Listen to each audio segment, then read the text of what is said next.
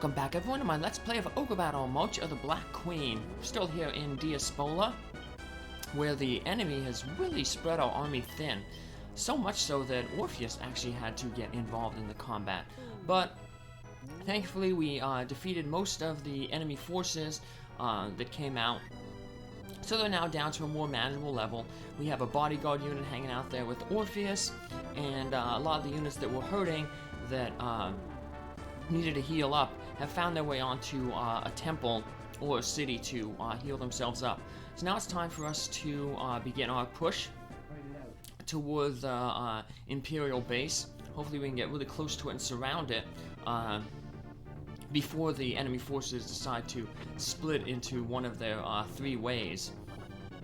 So like I said, there's the northern route, there's the western route, and then some units will actually go down through the mountains.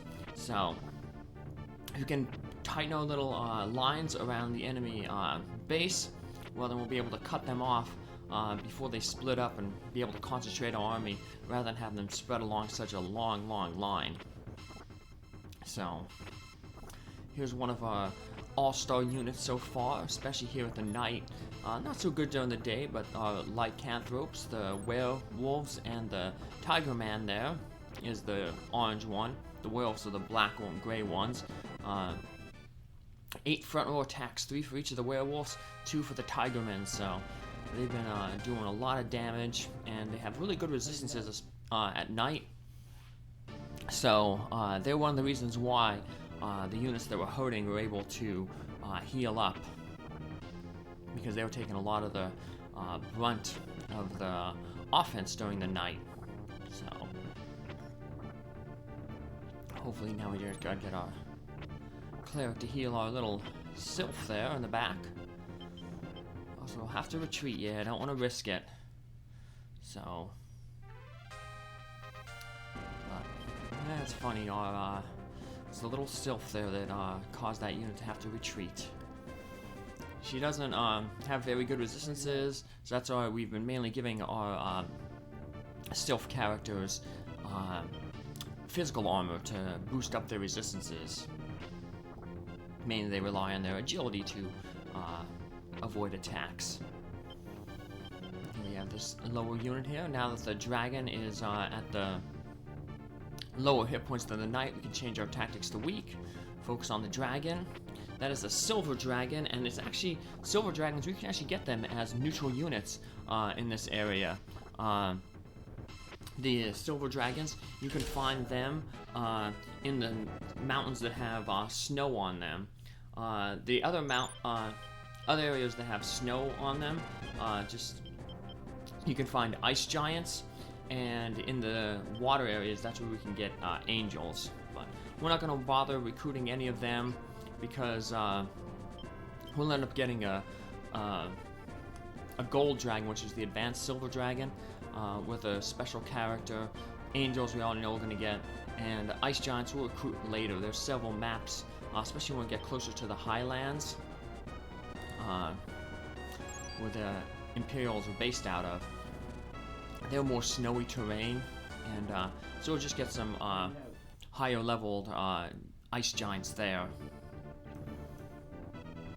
Otherwise, we'd have more low-level units, and we already have enough units right now. So bringing in another one in the army right now, yeah, wouldn't be very beneficial. Like I said, we're already juggling enough units as is. So, and a lot of the units that we're juggling are hopefully going to be able to promote soon. So, level 10 is the special kind of promotion. A lot of units will promote at level 10. Hawkmen can turn into Eaglemen if they're good enough, or mages if they're evil enough but not super evil. Wizards can turn into mages, and clerics can turn into shamans. So, try to get as many of those things as possible. So, well, here's something we can do. We can switch out our fairy there. We can switch her out to a different unit, so that way we can put our lycanthrope unit back on the front lines. Checking out our stats there. Jobeth is level 13, probably from fighting all those ghosts. Man, he's a cleric. Level 10, that means she's available to promote. Let's turn her right into a shaman. Now she'll put on the green clothes and get another healing from the back row. Too bad we didn't have that healing just a little bit earlier. Then we could have had, she might have been able to heal up that, the fairy. Walter's almost ready to go. And Rexan is almost ready to go too. So, there's the beehive. That's, the item that we can get for that, girl, Hoshel. She asked us to, get, a golden beehive to, get her mother who was sick. You could buy it there, but we'll be able to get one for free by liberating a temple, so no use spending your money there. We are going to have to spend some money, though, there, because another item that you saw there that was for sale was the golden bow. That's the thing that Deneb needs, so you can either buy it now during the campaign, or you can wait until afterwards to buy it, so.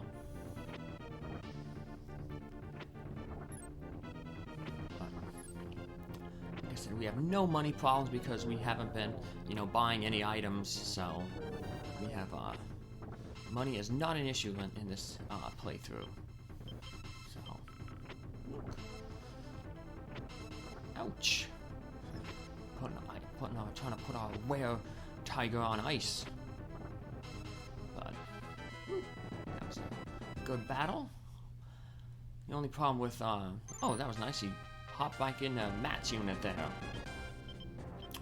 And we forgot this unit here a little bit. They got, 4 of their characters got level up, so Foot has now become a mage, so we like Capella, the boss of the Pilgrim Forest.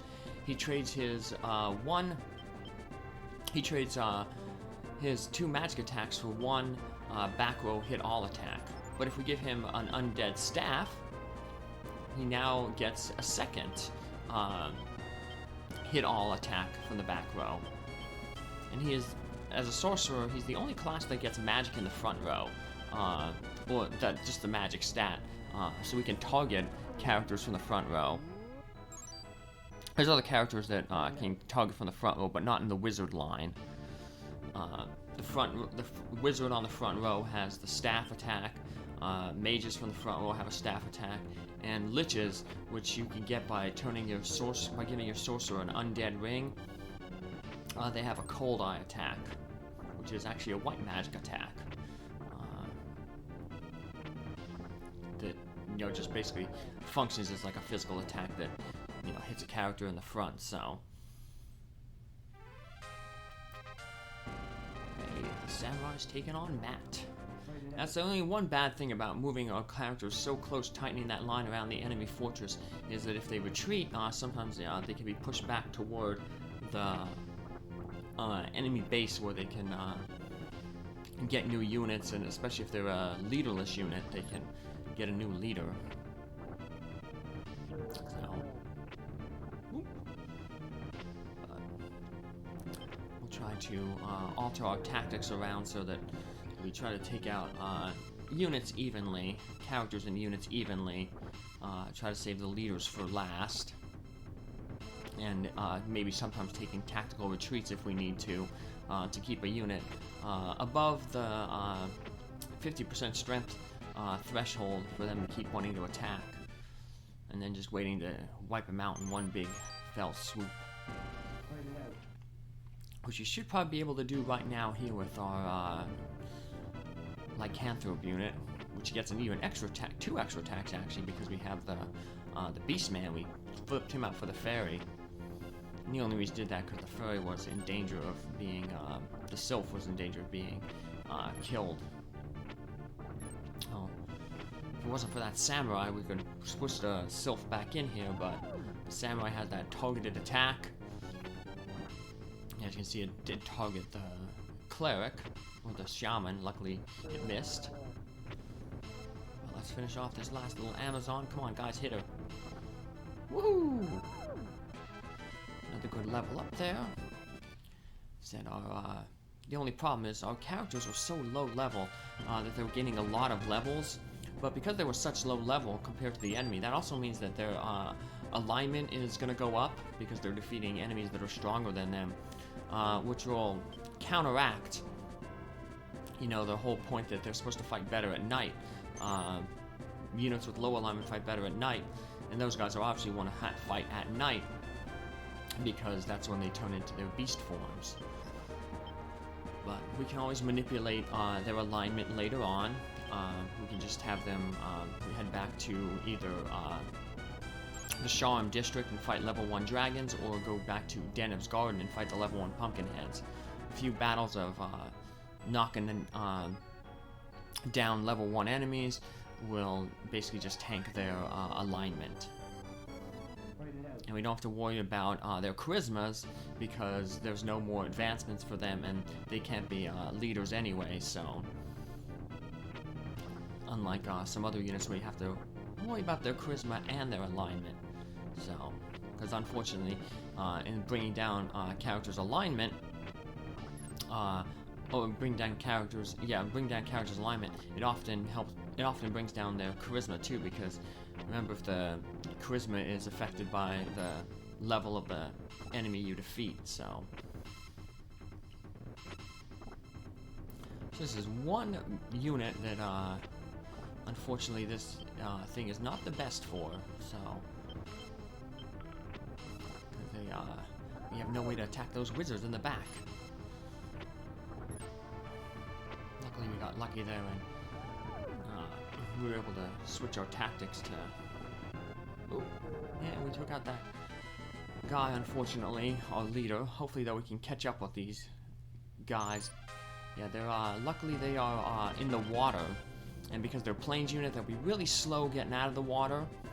So hopefully we can have one of our high-flying units sneak up and catch them before they get back to the base.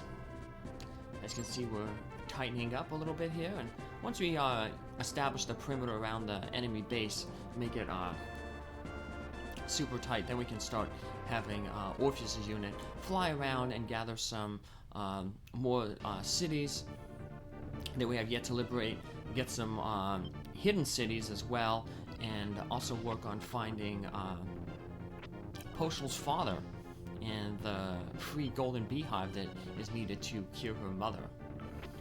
So apparently in the a re-release of this, where for the Saturn they go into a little bit more lore, and I know they said earlier that this place was a vital trade route between the city of Milano and Zenobia, but it was also valued because not only because it was between those two major cities, but also because the honey had really good healing properties. So I heard that's kind of true in a sense for at least in terms of allergies. I've heard that because you know, the bees you know, make honey and they pollinate from flowers in the area, that eating local honey can help with allergies, because I guess you're building up immunity to you know, plants and pollens in the air, because that pollen is used to whatchamacallit, to the bees are getting covered in pollen all the time when they're going out to, you know, make their honey and do their bee things. So, but I don't eat honey, so I'm trying to go vegan, and honey is an animal product, so I've been vegetarian for the past 9 years, almost 10. It'll be 10 in July, so I figure on the 10-year anniversary of me becoming vegetarian, I try to become a vegan. Biggest problem is cheese. I love pizza, and it's really hard to find good vegan cheese. There's a Deva brand at the one local grocery store, Food Lion, that I go to, that somebody made mention of, and it's actually pretty good. And apparently they make vegan pizza as well, so I'll have to try it out. Haven't seen the vegan pizza around, but I have seen the Deva cheese, and it actually isn't all that bad. So it's made with soy products, sort of how they make soy milk. So I like the vanilla soy, which I use for my cereal when I do eat cereal. A dragon bracelet, I think that does strength. The General Debonair and Norn the White were a beautiful couple. When Norn heard that Debonair was killed by the rebels, she spent an entire night crying. I'm sure that she has taken control of the Imperial Forces here just to get revenge. So now we've learned why Norn doesn't like us. She thinks that we killed Debonair, but we didn't kill Debonair. Remember, we let him go? Because he said he wanted to go see for himself if what Ash was saying, that the Empire has changed and Empress Endora isn't who she used to be. And the only reason he was sent out there to Zenobia was to get rid of him, because get him out of her hair. See if all those rumors were true. So, well, maybe we will have to. Hopefully, we'll be able to get a chance to explain ourselves to Norn when we meet her. Hopefully, that should be soon. As you can see, our army is pretty much closed in, very close to her base. We see her unit there on display, which means that most of her units, her subordinate units, the forces that she rallied to her cause, have been deployed. So, but now that most of our army is tightened up around the enemy base there, Orpheus should be free to start liberating towns and cities and temples in behind where the main action is going on. So let's start doing that. Maybe we can get some more information and find Postal's father and that golden beehive. So we can at least cure her mother. Even if we can't find her father. Another level up for beast men there. I think they need one more. They have to be level 12 before they promote to beast master. And we have a stone of Dragos, so as soon as one transforms into a beast master, we can instantly transform him into a dragoneer. So very similar to how we instantly transformed our mage foot there into a sorcerer, because we had that special item. Now those that special item, the staff, we can get more of them after this. After we clear this area, we can also get more stones of Dragos. Last area that we were in, the island Avalon. Remember when we left that, we were told that there was a magician, Borgnine, who came to visit Grand Monk Force, his friend, but when he found out that she was dead, he basically like sulked off and was, retreated somewhere. Well, after we liberate this area, we'll find out that he actually settled down in this area, and we'll learn some of his hobbies that he has, and if we help him with his hobbies, then we have a chance to, he'll reward us with one of three things. 10,000 Goth, an undead staff, or a stone of Dragos. So, and in addition to those cool items, we can also use him to get that reputation decrease that we seek. So, because once we get the golden bow for Deneb, we want to give it back to her with low reputation. So our fairy's pretty safe back here. No one can reach her, so we put her out of that werewolf unit to keep her safe, because that werewolf unit was doing a lot of combat, fighting some units that had wizards or samurais that had direct attack capabilities. You don't have to worry about it with this purely physical unit right here.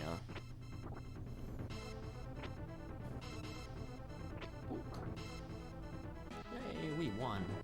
Thanks in part to the witch. A lot of people don't give witches a lot of credit because they don't deal damage, so they don't really help you win the fight directly by dealing damage. Remember, you win fights based on whoever deals the most damage.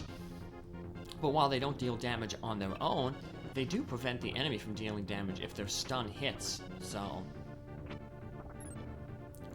for instance, if we stun, we stun one of the dogs in the front there, that's potentially 3 attacks that we don't have to take. So, we'd have less attacks to take if our Beastman would have hit that little dog in the front there. But no, he had a miss. Boo. So, time to retreat, but Mandy there, she, it's okay that she retreats, because her unit put in a lot of work. It doesn't matter that we're putting the lycanthrope, that one werewolf, in the back row, in the front row or the back row, and during the daytime, they're still going to have the same amount of attacks, just 1. So, we're not hindering his combat capabilities by moving him in the back row, like you normally do when you put a physical attack in the back row. Don't have to worry about it with that guy. And we're keeping him safe, so... Nice, and we have this unit pretty much set up pretty nice, where our Beastmen will only be whipping the clerics, the shaman in the front. It would have been nice if we would have hit the wizards in the back.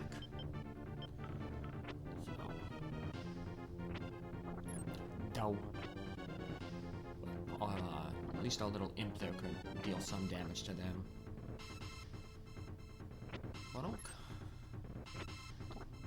We'll end up, once we, now we'll have to end up, changing our tactics to strong to attack the clerics.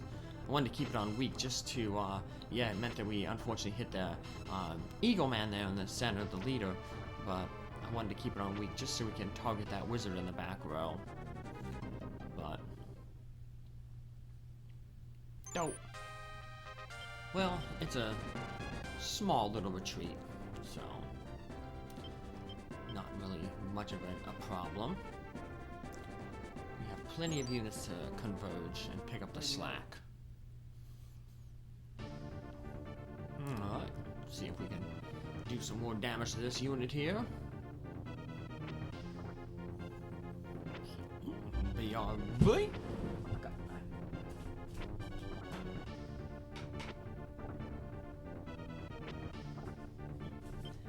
Had to step away to the garbage can for a second there.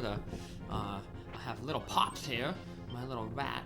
He's keeping me company, but he had to go to the bathroom, so I had to get a tissue for him. Yeah. Pops is, he's little trained when he's in his cage, but when he's out during free time here, he just goes where he has to go, even if it's on Daddy's lap. I did have a rat that was kind of funny. My first go at Twilight Sparkle. Apparently, rats, one of the things is, to establish alpha and dominance, the alpha rat will pee on the beta rats. Well, Twilight was interesting that, I'd have her out for playtime, and she was very clingy. She'd always, just basically sit on my chest and hang out with me. But she would lay on me, and I'd be just petting her. But she would crawl off of me whenever she had to go to the bathroom, almost as if she didn't want to pee on me. Maybe she was afraid that oh no, if I pee on Dad, he might think that I'm saying that I'm the boss, and he won't take care of me anymore, because he'll be like, oh, you're the boss, Twilight? Okay, I'll let you just take care of everything. I don't know if that's what she was really thinking in her head, but it's kind of cute to think that. But yeah, she was interesting, and you think I would try to I'd catch her if I saw her trying to squirm and start trying to squeeze off of me. I'd grab her real quick to try to prevent her from crawling off, but then she would just instantly relieve herself right then and there. But it's I'd much rather you went to the bathroom on me, Twilight, because then I could just take off my shirt and throw it in the washer and change it. Well, if you go on the bed, then you have to pull off the blanket or the sheets, depending on where you go. So, but she was a rat. You can't, you can't falter for being a little rat. It's just their nature. So, really cute pets. So, I'll be helping another rat rescue later on this year. Another role-playing game, 3rd year that I'm doing it. Final Fantasy V 4-job fiesta. I'm working for Tiny Toes Rat Rescue. Hopefully raise some money for them. Good rescue that helps rats and other small animals. All those animals with tiny toes. Help them take care of them. So, if you just give to charity, if any of my viewers out there are watching this and give to charity, you know, consider giving to, you know, smaller charities. Because they don't have the big budget to, you know, promote or do nationwide campaigns or, you know, the publicity. So, your money will go a little bit further with them. And most of them, they don't have, like, operating costs, like, in terms of executive operating costs. You know, they're not, money's not going to help pay a CEO salary or a, you know, a financial officer salary. It's basically going mainly right into the charity itself. So I give local. So, give to those tiny rescues like Tiny Toes. So,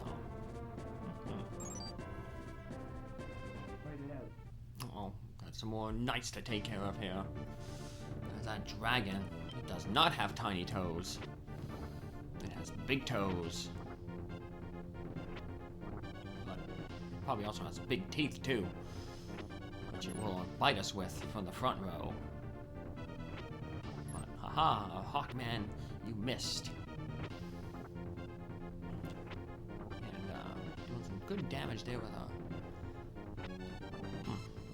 fire spells. So, another poorly designed unit there. They have another 2 whole slots they could fill up with. Either another dragon or maybe 2 knights. So, just checking our stats there.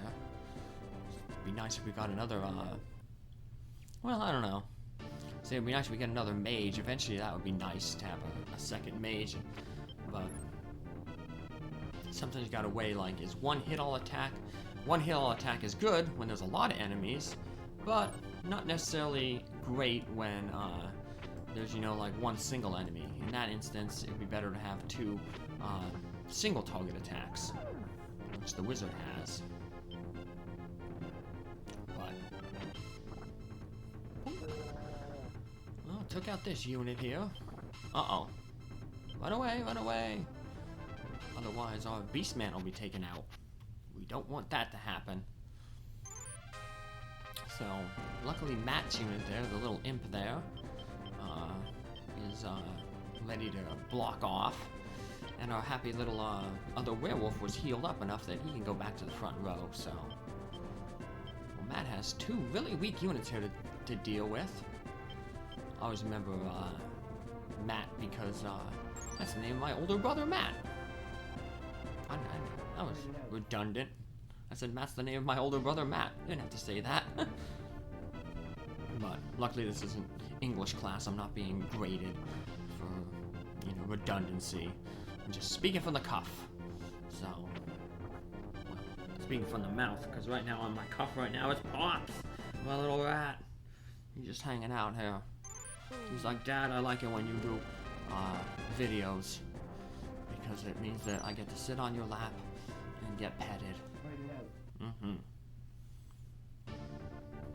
Otherwise, he's on the ground running around teasing Spartacus, my dog.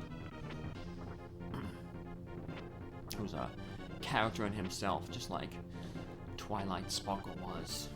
All my animals were really good characters, interesting characters, so. I like that one quote. It's like, everybody thinks they have the best dog, and they're right. So, it doesn't just apply to dogs. I think it's all pets. All pets have their own unique little interesting personalities, and that's why I always name one of the heroes in these games that I play after a departed pet, to try to, you know, honor the person who lost their pet and, you know, help, you know, ease the pain of the loss by making them, you know, sort of the star of their own little movie here. So,